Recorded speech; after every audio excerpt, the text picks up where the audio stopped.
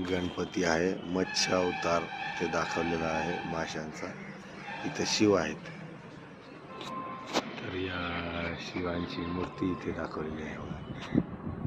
ते शिवमूर्ती, त्याच्या बाजूला आहे पार्वती, कार्तिकेय आणि कुर्मा अवतार आणि गणेशजी. पुन्हा हरिहरेश्वर हरिहर असं नावाने या सर्व पूर्ण मूर्त्या इथं दाखवलेल्या आहेत. सुंदर परिसर, सुंदर मंदिर आणि याच्यामध्ये आहेत हे